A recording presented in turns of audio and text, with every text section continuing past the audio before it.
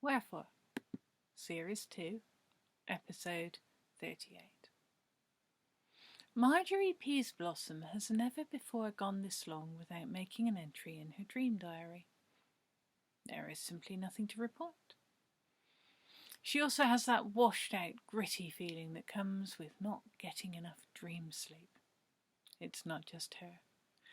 At the start of the first lockdown, everyone had wild, intense and vivid dreams. Her work diary was full of appointments for Zoom counselling and Skype interpretations. For some weeks now, her life has instead been eerily quiet. Every now and then, a regular client phones to report not dreaming and to ask what it means. Marjorie has no idea what it means. However, no one wants to hear that, so she talks about cosmic tides, the phase of the moon, certain vibrations felt across the district, the calm before the storm, and whatever else is most likely to soothe them. She is good at soothing people.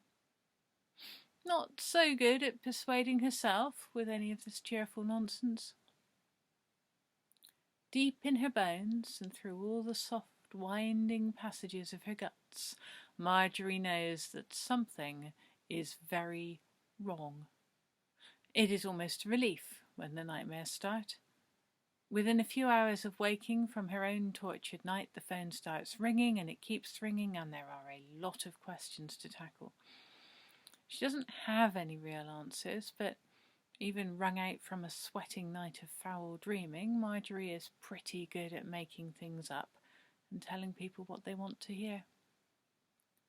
She takes notes and pays attention to details and waits for a pattern to emerge. The new nightmares fall into three broad categories. There is a dream in which you are pedalling very hard. It may be you are on a tiny child's bike, an exercise bike, or a more regular bicycle.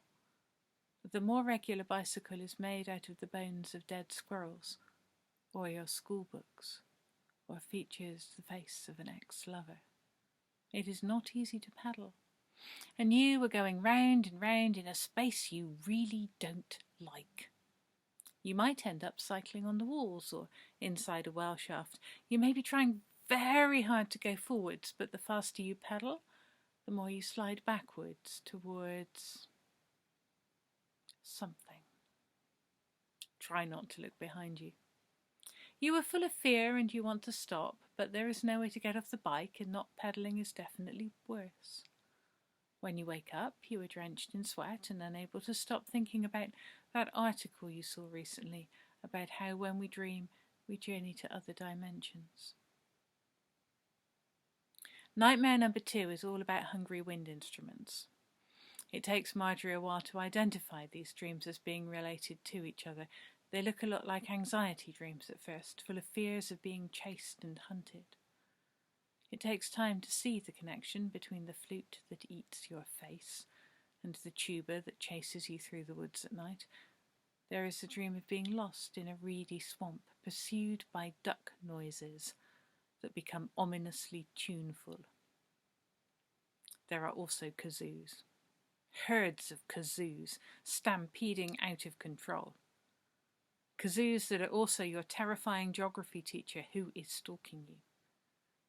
Kazoos that team up with swanny whistles that all have knives and talk like characters from gangster movies. The wind instruments are hungry and hostile and far more terrifying than can be easily explained. Dream number 3 is more disquieting than frightening. As far as Marjorie can tell, it only seems to affect people who already find yodeling uncomfortable or distasteful.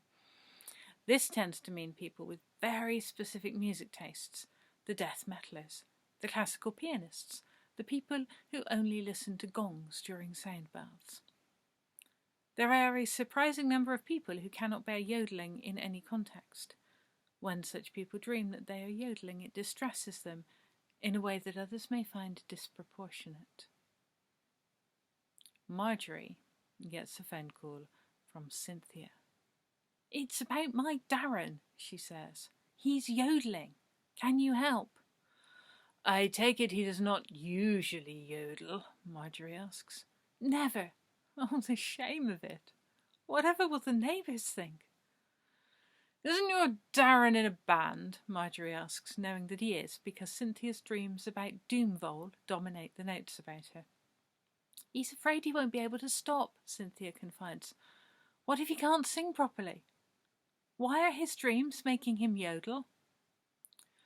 Marjorie draws a slow breath and wonders whether Darren yodeling will be better or worse than him singing. Excuse me. Marjorie is not a Doomvol fan, despite Cynthia having gifted her with a CD of their music. Or rather, because of that. She would never otherwise have heard of them. She has had several of her own nightmares about their song, Take Your Brassica to the Massacre. How do I make him stop? Cynthia begs. Marjorie has wondered the same thing. There is a deeper significance to the yodeling, she says. She's been wrestling with this because she isn't sure whether the yodeling is a menace that must be fought, or if it serves some benevolent purpose. Her intuition inclines her to think that there is a higher purpose here, and she says so.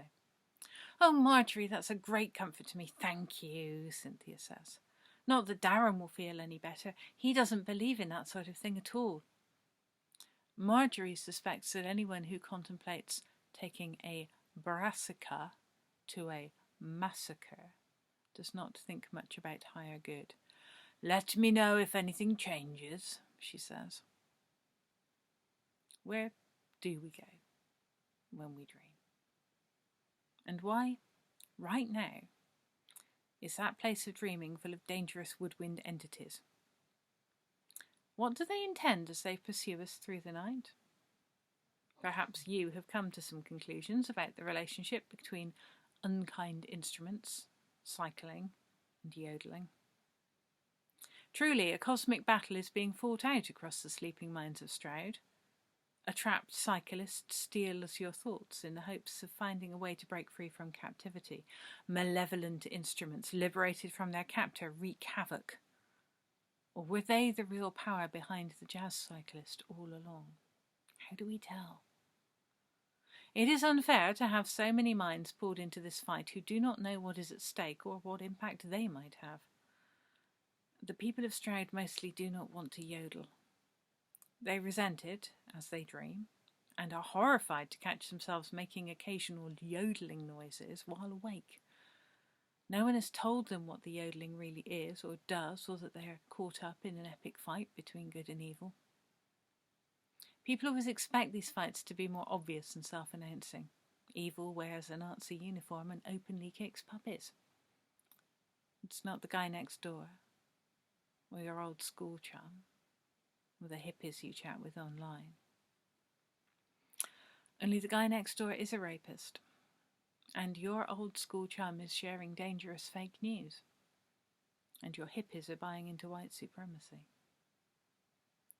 No one is asking you to take a magical ring to a volcano. That stuff is far easier to think about.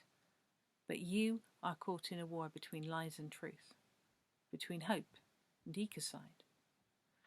Yodeling in your sleep won't save the world. You on your own will not, in fact, save the world.